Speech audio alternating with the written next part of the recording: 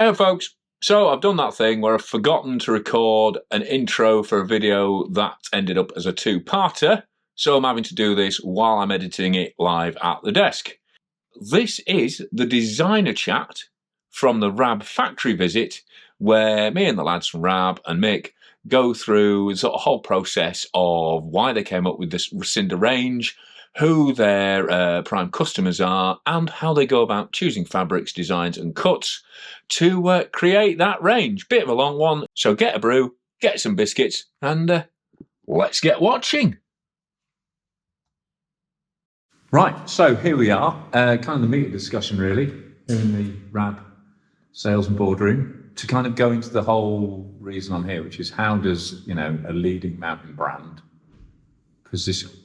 try and become a leading bike brand? Where does the name come from? Where does the technology you're bringing in come from? And why? And also, why would you want to do that? I guess it's kind of what I hope to kind of reveal here. So who have we got here? We've got Ben, one of the senior designers at RAB. Yep. Ed, I look after sales on the road, so looking after all the independent bike shops. Yep. And then Matt from marketing. Cool. And you know I am. Yeah, the old complaining about, most things are going on that I test. And just off camera, we've also got Mick, who's coming up with a photograph and joining the chat hopefully as well. Yeah. I think the why side of it, that came around. I mean, Ben, you've been riding ever since you've worked at RAB. There's loads of people in the business that ride, and we're always just wearing other RAB products they're riding because they works really well. Our customer base has always been using it. There's so many people saying Vaporize, especially, they use for biking for years and years and years. So we already knew that there was people using our products for riding. And over the years, we've branched out into different sort of categories. We've now got a running range, a dedicated ski range, and then bike was kind of the next one, really. Yeah. So all of the fabrics. Because I think there was a danger, sorry to jump in, but there was a danger that, here we go, mountain bikes is exploded because of the timing of it. Like it came in at COVID and everybody's like, let's all get involved in biking. Yeah, definitely. But I guess, the development must have started a while before that. For sure. You know how long a product takes to develop. We're probably looking at least 2 years before it launches that we're working on it. Yeah. So there was definitely a need, and like a lot of our products worked, but they could be better. So all of the Cinder stuff we have, none of the fabrics are any different than our outdoor products. They're all the same fabrics, so we know they work in the outdoors. We know they work for running. We know they work for hiking, skiing. It's just about taking those fabrics and changing them into a more bike-specific product. So in terms of cut and in terms of material, fabric placement, I guess. Yeah. Yeah. So what's the major difference? I guess we need to talk about what rider you're targeting with the range. Cinder, you gave me the origin story. Yeah, so the name for Cinder came around, Tim, who is head of design here, one of his first original bikes was a Kona Cinder Cone. And as well as the big part of the range is revolving around gravel. Yeah. We know them as fire roads, but Americans know them as cinder trails. Right. So Cinder from there and Kona Cinder Cone. All came together and a bit of putting the names together, and we landed on Cinder. And primarily your range is aimed at gravel riders then? Gravel, adventure riding, bikepacking. So but it's hard to shoehorn everyone into one bit. You get there's quite a lot of so many different people riding. Obviously, gravel's quite a big thing at the moment. Rather than mountain people, so anyone on a bike in the mountains. We're not necessarily looking at full face downhill. That's not really kind of where we're positioned. But a typical RAB customer, one day they might be climbing, next day they're going to be out on their bike. Yeah. It could be in the Highlands of Scotland. It could be here in the Peak District. Yeah. Just something for those guys. So the bike's just another way to enjoy the outdoors, essentially. So, yeah. But what kind of, I guess, from a pure performance level, what kind of exertion level are we talking here? Is it more sort of steady rider? Are we talking topping out at kind of zone 2? Because obviously that helps me understand it from a product testing point of view, in terms of me knowing where it should be positioned and then sort of testing it at that level. Because I think I know where it works. Yeah. And I guess that's where I'd say is more sort of longer days, with variable conditions than like a specific short blast thing or anything like that, or ultimate, absolute top end performance. We're not a race brand, that's for sure. You won't see our product standing on the top of cross country podiums and things like this. It's just a good day in the mountains. To whatever exertion level you're going to be going at. Just need you to be comfortable and safe when you're in those environments, really. I think the kit we've got as well, depending on your exertion level, you can choose the appropriate outfit. With a range, we've got lightweight jerseys, we've got bib shorts which you can wear with or without baggies. So it's up to you on your own exertion levels and what the because there's the Ridgeline and then like the Cinder VR as well. So exactly. I'm not sure we're going to be launching an aero range, anytime soon, or a skin suit. If that's what you're asking about. No. Just kind of sort of position it really, because I think it's oversubscribed anyway, isn't it? Yeah, I think what's interesting is that you were saying earlier, you were wearing RAB stuff for cycling long before we had the Cinder range.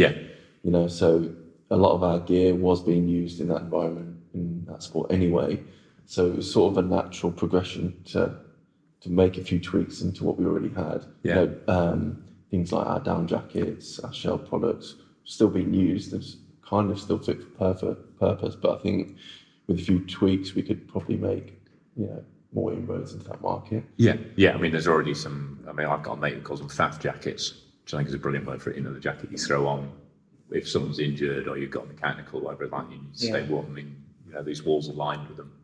In terms of different down options and stuff like that. Oh, totally. I mean, different down options. Primal loft or whatever you want to use. Because as well as being able to provide riding apparel, then we also offer the full package. Like we were showing you the sleeping bag. The new lightweight sleeping bag. So you've got the sleeping bags, the mats, the bivvies, the tarps, as well as like sort of post-ride activities. Like when you get to camp, you've got a big down jacket to put on. That jacket's so small, packable, you don't even notice it in your pack. It's because that's where it seems to be really, really disjointed in terms of what's being offered to the consumer in most places. Go to a shop and it's like, oh, we're the bike shop and we'll do the bike things.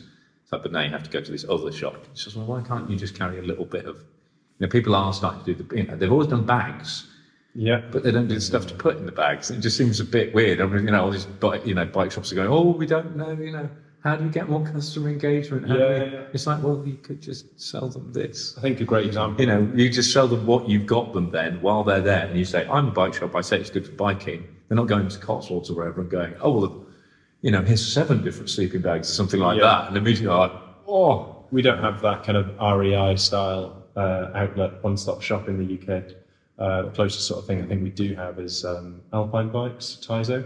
Or go outdoors, I guess, from the other direction. But I guess that's a different customer. Definitely to a certain level. Alpine Bikes in Scotland, I mean, you can go in and look at the syndicate, but then pop over to the outside side of the business, and you've got all the sleeping bags and tarps. So you can complete the package there, but you're definitely right. It's not because it used to be like that. Really early days, I remember working in Wilderness Ways when I was at school. And I was like the mountain bike lad there, and they did like mountain bike shoes. I mean, this is like very early, so everything was neon and stuff like that. But they had like a couple of bikes in a local bike shop, and you could buy mountain bike stuff in there. Because I think that's what's really interesting about mountain biking now. It's almost coming full circle. Gravel's almost brought it full circle again, and it's bringing in that new wave of like outdoors people who are going, oh, being on a bike can be just being outdoors rather than, oh, I'm a cyclist now. Which is something I haven't really thought about until I said it. No, absolutely. But it's going back, and it's giving people that it's almost moving back to the experience of being outdoors rather than the technicality of it. I guess that's definitely grown, hasn't it? Just that it doesn't have to be cycling for cycling's sake. It can be cycling to have a day out in the hills. That's definitely grown, and it's like, and I can get twice as far as if I'm walking. And see more places. That's kind of what I love about cycling, the fact that you can go out, you ride for a day and you can see such a variety of stuff. Whereas if you're just on foot, you may be walking up and down one valley or up and down one set of hills. Whereas on a bike, you can traverse valleys, traverse mountain ranges. You can get a really meaningful distance and have a really, I'm not saying that walking isn't meaningful, respect our good friends, but you know, it is. I think that's really where we're going to engage new riders coming in. So I'm going a bit off topic. Yeah. So come on, yeah, let's just say. So what are the fabrics using? What I mean. So I know two you were particularly interested in are the vaporized system and how that works and how we've taken it from outdoor into bike. So I mean, two examples we've got are the Cinder Ridgeline and the Cinder VR.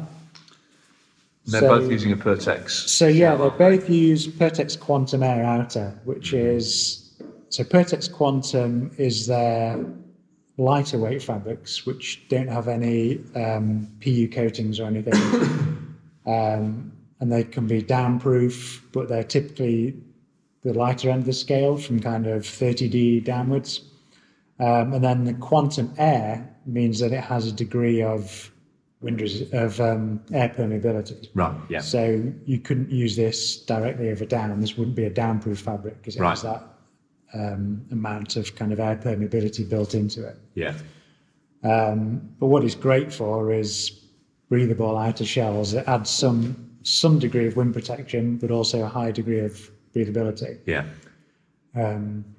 Which Do you is have why, a WVT figure for that, or not off the top of my head. It's a CFM. It's a CFM figure, like a CC figure. I've not worked on it for a while, but I think it's typically around 4 cc. Okay, yeah. But it can vary. So they do different degrees of depends on the quantum lacquer air. as So well. it depends which one you choose. Yeah.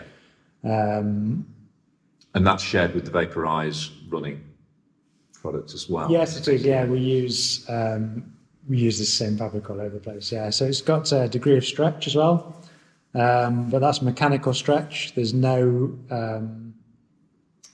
lycra in there. It's built into the fabric itself. It's in the weave. Yeah, so lycra absorbs water, and so it's stretchy, but it absorbs water and gets heavier. So where we can, if we can get mechanical stretch in, we will avoid the use of lycra where we can, because although it gives you obviously great stretch and close fitting, it slows down that movement of water and adds weight. Yeah.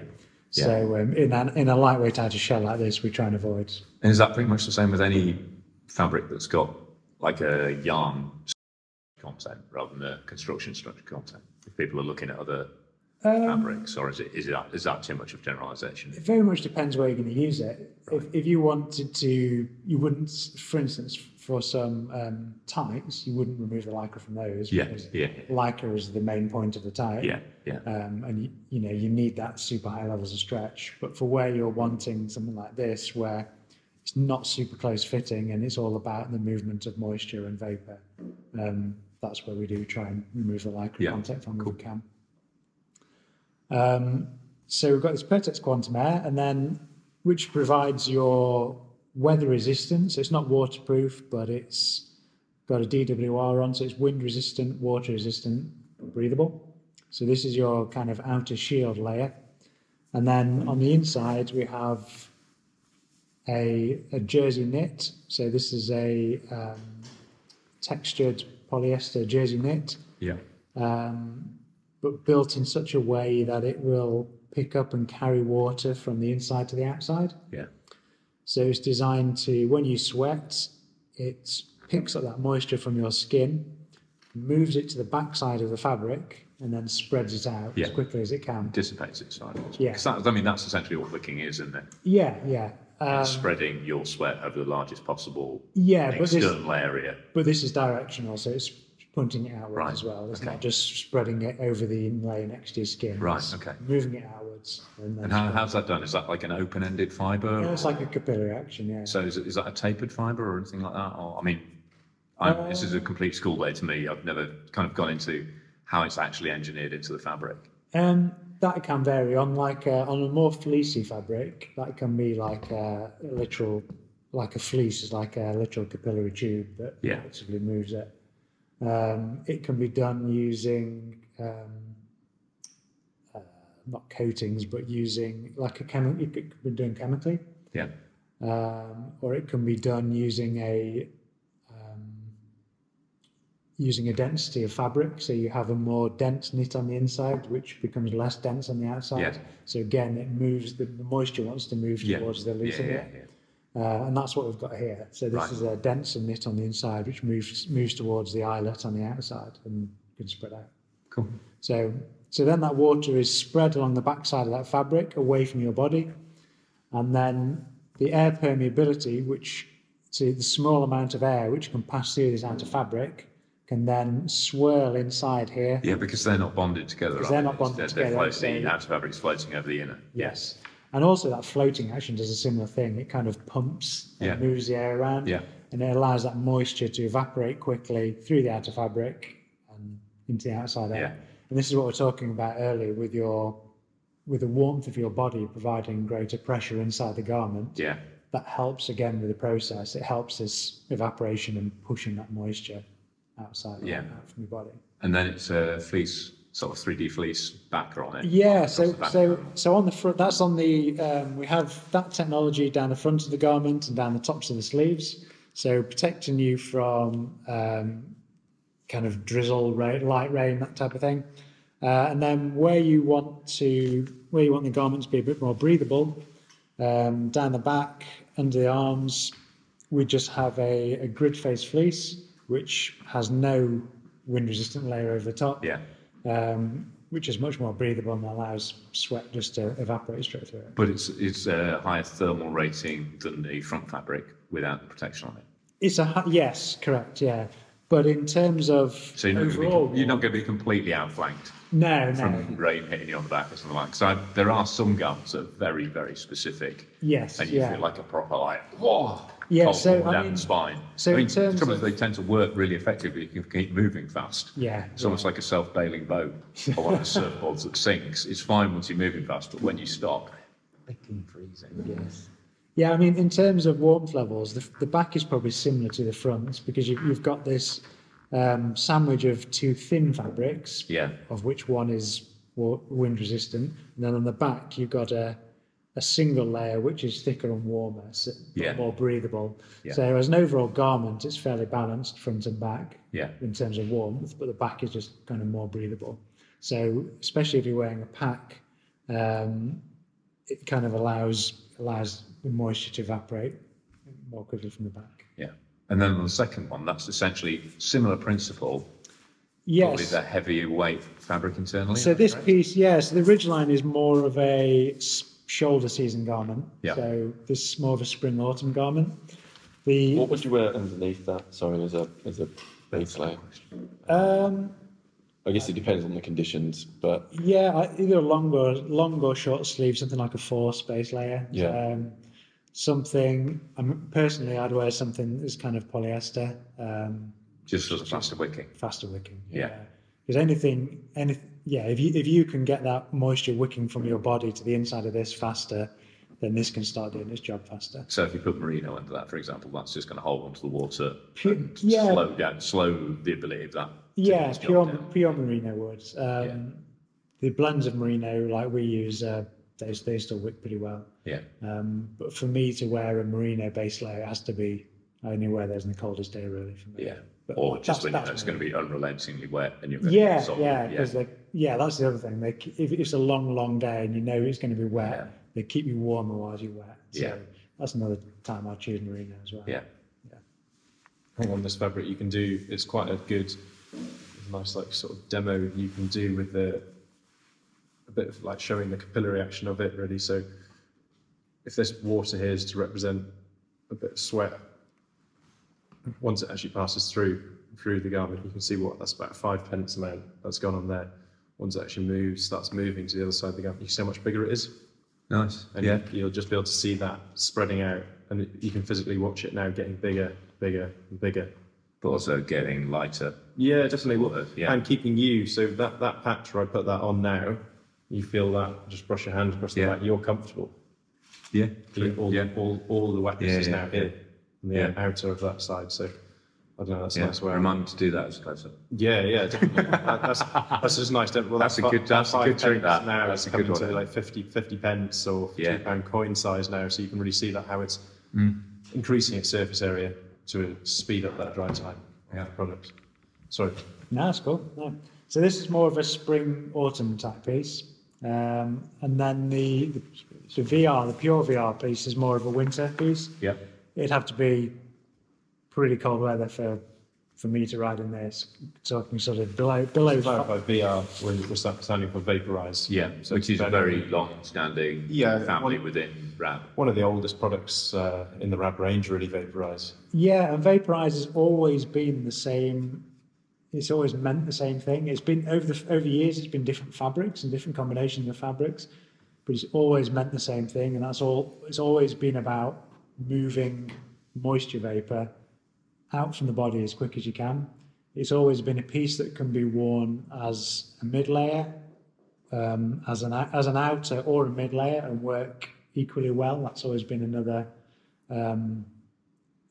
consideration throughout the years. So you put a shell over the top and it carries on working. It doesn't just stop breathing, it carries on working. It's always had a level of water resistance and weather resistance, but never been waterproof. So it's always been the same thing throughout the years. And when we have cold weather athletes who even just wear 2 layers of vaporize, so wear vaporize over a vaporize to get added weather protection, but it just carries on working all the way through those layers and carries on that amazing breathability and moisture movement through several layers. And there's no point at which it just suddenly hits a brick wall. Yeah, so I mean, how you talk about you hate wearing a shell and you steer clear shells. That's the kind of thing they're doing. They're going out in terrible weather and wearing 2 layers of vaporize.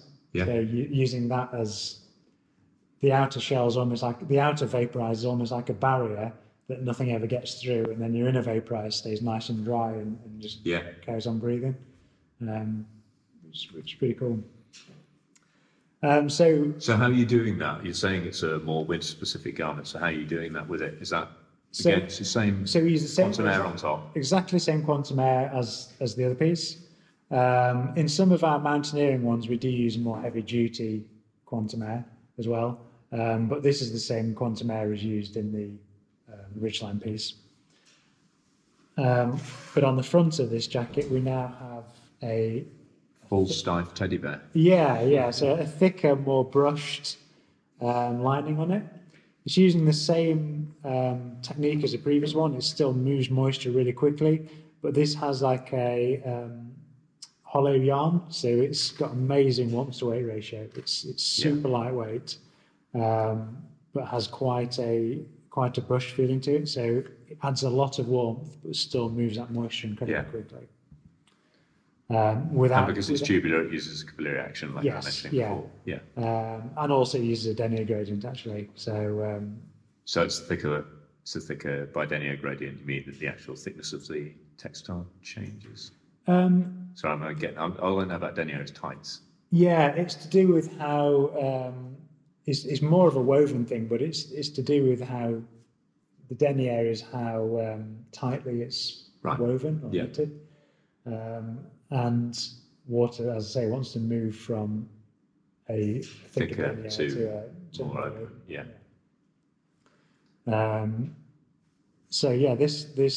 This uses a combination of both really. So it's got these. It's got the loose fleece which will pick up moisture very quickly, absorb it in, and then push it outwards. For me, when I'm really trying to describe this, basically, the inside, that's your sponge inside. That's just grabbing any moisture from inside, just drawing it away as quick as possible. Real basic way. Your bounty kitchen towel. Exactly, one sheet is plenty. Because it's similar to fabrics like Polartec Alpha. Yes. So looking from a visual point of view, anyway. Which is kind of I guess pile fleeces were the original, like buffalo. It's like a bigger, more primitive version. Yes. Remember the old it's all the same system. Just using much finer yarns nowadays and things, and just using them in cleverer ways to get better ones. But I've noticed that, obviously you use Pertex on that, which is a brand name, but generally RABs kind of steer clear of brand names to us. Or is that just this collection? I guess you do use Gore and stuff, but you don't see Polartec. Pertex. We've got Polartec in fleece. Oh, okay, right. No, it just happens to be on Cinderines then. Yeah, just I suppose if you've got vaporized technology and it's well recognised that, mountain bikers are already using, why would you not go, well, yeah, this is vaporized, it does the job, we already have the product. We've got a huge team of like garment techs who are always like their knowledge fabric wise, like always out there searching for, if there's other options where no need to stay in one lane, really, just one offering.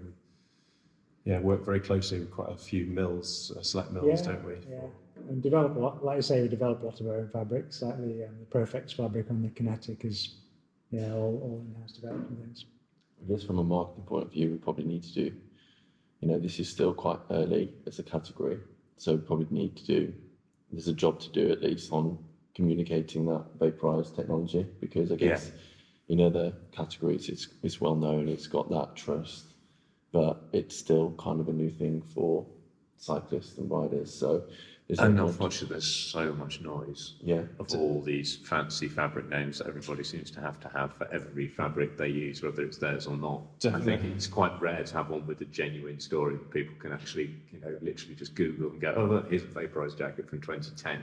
Getting a really good rating for running or whatever like that, which you aren't going to find for most of the proprietary fabric. Bonded soft shell as well has been in cycling for so long that people are used to seeing the bonded soft shell and its advantages and drawbacks. Yeah, like for the original ASOS jackets. Yeah, original windblock jackets, way yeah, back and things like the Gore Phantom and things like that.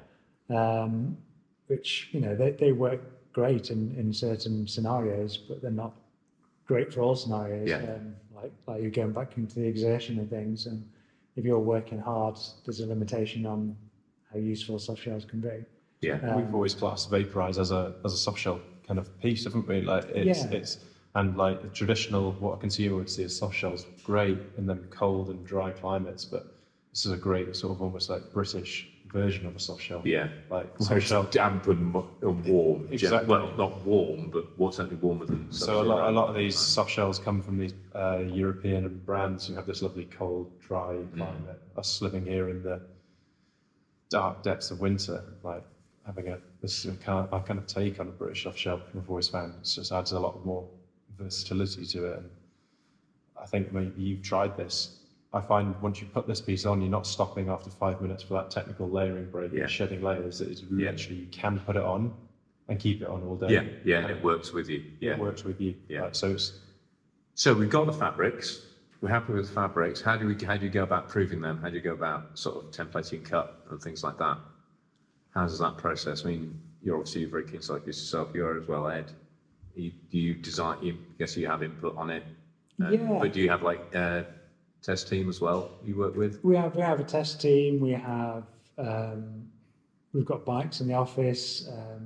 We have fit models. So we have consistent fit models. So all of our clothing fits on a certain size person. You have to have a benchmark.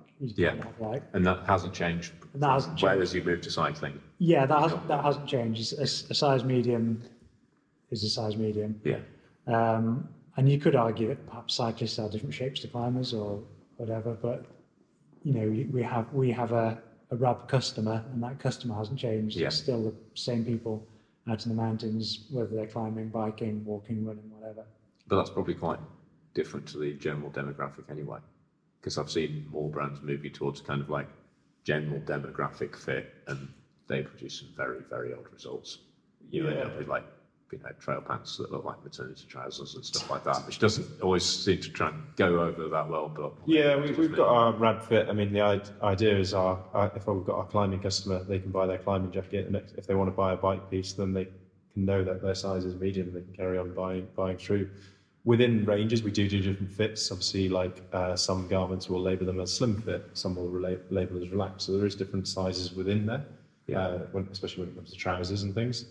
But on the whole, you should be pretty safe to know if you're already an existing RAB customer, you've got a ski shell from us, you can then buy a bike shell and carry on through your sizing. Yeah. I think that's a big reason for not, all right, we'll bring a cyclist in to fit this, and then, oh, hang on, the rest of our RAB clientele can't match up them sizes. Yeah. Because that's when you risk losing all the hard work of having an established brand and established customer base. I mean, are you seeing? I mean, do you get, if you're obviously working with the shops, do you get feedback about who's buying this? Is it people who already know RAB Yeah, I think one thing we've got really good is like obviously RAB has got a strong brand name, so the consumer already has trust in the brand because they know it. It's not a new brand. And that's still in cycling as well. You found that as well. Not in cycling clothing, but they know the brand because they're probably walking into that bike shop with a RAB down jacket on. Or you've been to many of the bike festivals around the UK. You see our brand a lot. Okay, it's not been on the bike until now, but it's a lot easier for the customers to transition across. They know that product, they love it, they trust it. It will last them for years, and so we're finding it quite easy to transition across. We're not trying to build the brand in that. Obviously, we need to build it in bike. Yeah. But you've already got that kind of name, that trust with our fabric tech and our years of mountaineering clothing.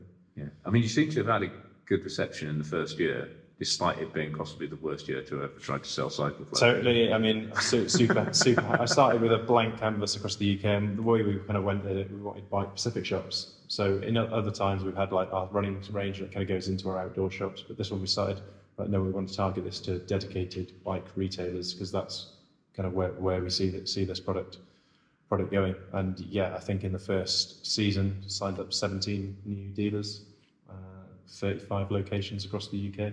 Yeah, and you've had good feedback from that. Yeah, definitely. So what happens next? What happens next? I think we always want this. We don't want this to be a sort of, some brands, I think they can really suffer from over distribution. You see it in every shop, walk down the street, 20 metres to see it another one. We like to always give dealers a bit of fair space, and not keeping it super like no, like you can only do it, but a fairly small, like a fairly concise professional dealer base with it. It doesn't need to be in every shop in the land. So where next? I mean, there's definitely a few. We'll probably come on to them a little bit later. There's probably a few gaps in the range that we could do filling and changing. And just as our fabrics and everything's changing, obviously there's a lot of movement in shell category at the moment with different legislations coming in, so there's a lot more movement there. And as being our first season, we got a lot of great feedback from yourselves, consumers, us as staff, our test athletes. There's always bits and bobs on the horizon. Yeah, and obviously we get to learn what works, what doesn't, and we'll obviously be gathering feedback and intelligence from people who've used the kit and what retailers want next and what customers want next. So it hasn't put you off being involved in the bike market, because we've seen quite a few brands over the years just like, oh, here's our new mountain biking range. You know, even big brands like Nike, Adidas, North Face. Mm-hmm. They've I've been to launches of more over the years, and it's like, oh, and you find like a shower kit bag or something they gave you, or a T-shirt you got a launch, went, oh, crikey, I forgot they did that. And it's like there for a year and then gone. This is definitely a sort of long term. You don't seem like having visited the brand and looked around it, it's not just a flash in the pan job, is it? No, I think there's a lot of passion, the amount of cyclists in the business. I think really, and also how long a lot of people here have worked as well, I think tells a story in itself. Yeah, definitely. And then again, it just links so much to what else we're doing. Like our sleeping bags, they often come out top of bike packing reviews and things like that because they do go down to that size. We're already in that space, so just make clothing work for it. But I mean, like when we're talking about the chamois was probably one of the biggest learning curves for us. We use elastic interface, don't you? We use elastic interface, and what do you try? 60 different pads over the time? Yeah, I definitely rode in nearly 10. Exactly. So we could have easily just gone and knocked a bit of foam up out the back, called it a chamois, job done. Yeah. But to have that credibility in that space, we really wanted to work. I think it's really good to put your hands up and say, well, we're not the experts there. Let's go to who are the experts. So we partnered with Elastic Interface, probably the biggest Italian chamois manufacturer there is, and used their knowledge, their guidance. We used, I believe the number was over 60 different pads tried, and it was really just trying to nail down the right one to use. Obviously, they have a huge catalogue of different chamois you can use, and obviously we've got men's and ladies specific as well. But obviously that was probably one of the most important bits of the range is for us to get right. This we know this fabric, we've worked with it for years. Yeah. That was a completely new category, and again, working with them and positioning them in the shorts is probably one of the most underlooked pieces, but probably one of the most important pieces to get right in the collection would have been chamoising basically. Yeah, absolutely. Because if you didn't do that right, then people go, well, they haven't even thought about cycling. They've just, you know, they've just made some bike-shaped stuff. But I think, yeah, you kind of need to nail that one. I think also, I mean, we're still at the early stages of being in the bike world, you know. We want to grow our athlete and ambassador group as well. You know, we have a pretty small group at the moment, but there's so much to go out. You know, we're a brand that's spread across climb, mountaineering, bike. There's a lot for us to talk about, and I think we're going into bike sort of eyes open really, that we still need to sort of build that trust within the bike world a bit. And again, that's something that needs to be managed carefully. I think, again, you couldn't just come in and go, all right, we'll just, you know, have a look at who's got what likes, who's got which, you know, following, right, we'll just buy them up. Yeah, exactly. And it'd be... People still do that. Yeah, I hope they do. Yeah. You're never sure these days, but yeah. No, it's been super interesting. It's the same thing with product, really, that obviously you can't do everything year one. You know, there's bound to be gaps in what we do, so we've had to cherry pick the stuff that we think we'll be good at, and that we think we can make inroads in and make proper mountain products that people will look to us for. Yeah. Because I think from our background, people will look to us for insulation, shell, things that keep them warm, things that keep them comfortable, things that keep them dry. That's what we're known for, and I think that's what people come to us for with a bike range. Things like jerseys and bib shorts and things might be a harder sell because everybody does those. And exactly. It's a huge way. There's less of a story to tell, really. People do them well.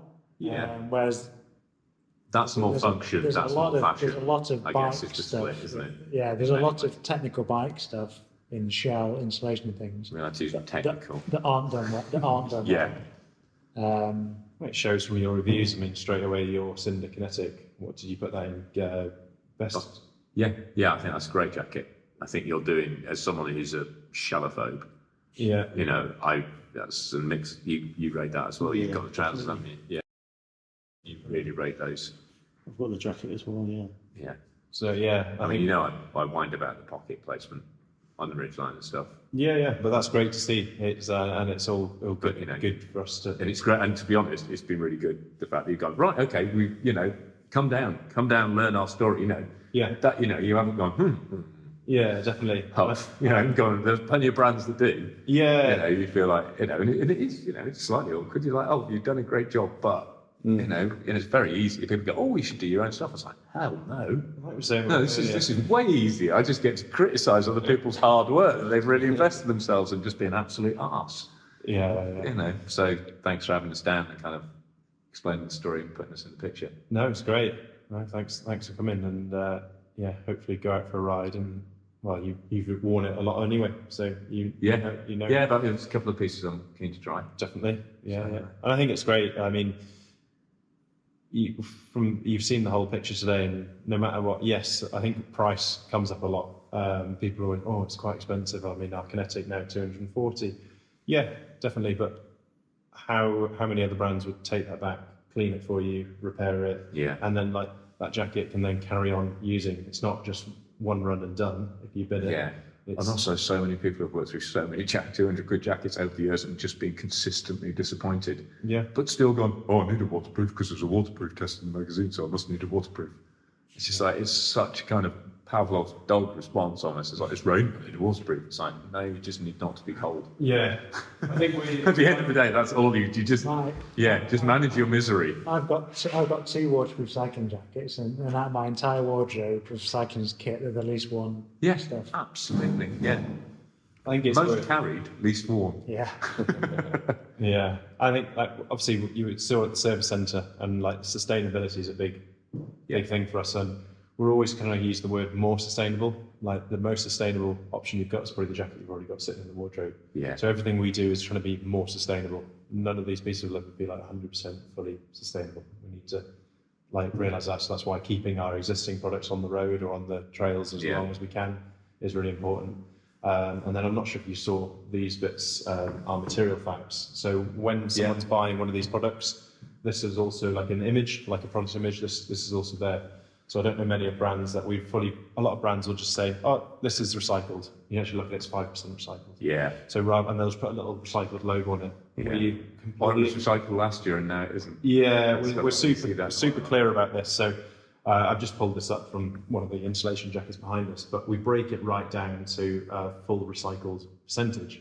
And that includes the fabric, the outer, the second outer if it's got one. So some jackets will use 2 different sort of fabrics, overlays, shoulder patches. The insulation inside if it's got that, zips, trims. So every single piece of this garment is measured all the way down to these little zip pulls. We come up with this product being, the product behind me is 86% recycled in total. Yeah. We show products on there that are quite high, like this one, 86. We show some that are 0, but we don't hide the fact that it's 0. It's and the reason the product might be 0 is because it's out and out performance. Yeah. We always give the customer the option though. So if they are wanting to choose a more sustainable product, they can do, or if performance is all they're after, they can. And that 100%, that 0%, what 0% now might be a recyclable product, which will then become part of a recycle. Yeah, and then one thing we've added to this, which you wouldn't have seen just yet, is we now have a renewable energy category. So we've been working. We're a fair wear leader brand. Yeah. So fair wear, it's all about the factories, all about the working environments, the pay, just making sure everything in our factories as well. And a big project of us with our factories, we've been kitting them out to be as sustainable as they can be. Yeah. So solar panels are on the roofs of our factories now, and that's a big movement for us in the whole supply chain side of it. So yeah, we can put that product that used 100% renewable energy to make that product. Some of them are lower, some of them are higher, depending on which are supplier. But I don't know many brands, let alone bike brands, doing something as clear. Just providing clarity, not just greenwashing, saying, yep, this has got recycled content, or how much, what part of it's recycled, and then at the end. But there is a lot, I mean, again, I think the cycle industry is very guilty of just like cherry picking some numbers without, I mean, in a lot of cases when I review stuff, it seems like they don't even know what the numbers mean or what the significance is. They'll be like, yay, it's 5K breathability. You're like, you do not want to be shouting about that. That is very bad. Well, that's very bad. I think we've got a few minutes. So upstairs we've got a lab. Oh, okay, brilliant. So we can take you up there, and that's where we can actually, you can see, approve, and like we've got abrasion testing up there. We've got the DWR, we've got the MVTR, just so you can see, like, maybe not all brands have that facility. No. Maybe they're just buying from a catalogue, whereas we've really got a whole team of garment techs and fabric tech people there. Sweet. So we can back up what we're saying about these products. Let's go upstairs then. Yeah. And as you can see, what happened when we went upstairs is now on that factory tour video, because it seemed to actually fit better that way, and it would have pushed this video on close to an hour, which is a lot. And there's also a little bit of riding at the end of that, and a proper goodbye as well, you know. So if it had been one video, it kind of would have worked properly. But as it is, a bit of a edit on the hoof, as it were. So hope that's okay. Hope you found this one interesting. Obviously, if you've got any comments or questions for the RAB team, let me know in the comments, and either Ed will get involved himself or I can forward them to the team myself, and hopefully get you some useful answers there. But massive thanks for watching. Thanks to RAB for having me down for the day. Really, really interesting to meet these guys and sort of learn about their processes. Thanks to my industry sponsors who make spending time talking to the GoPro rather than just writing for the websites a reality. They're listed at the end. And massive thanks, as always, to my Patreon subscribers who pledge on a monthly basis to support the channel, and that makes a huge difference to the sustainability of what I do here at GuyKez TV. And those guys get early, exclusive and behind-the-scenes edits, and they get them ad-free. So if you really want to support what I'm doing here, then please consider joining me on Patreon. But for now, click for subscriptions, click for notifications, give it a thumbs up like, and let me know in the comments whether you like this kind of factory tour thing or whether you want me to just stick to straight reviewing. I'm lucky enough to have access to these kind of people and have these chats regularly, so I'm interested in it. Let me know if you are too. Well, for now, I've been Guy Kestevan on GuyKez TV, touring the RAB factory and meeting the designers and the processes behind their new Cinder cycling range.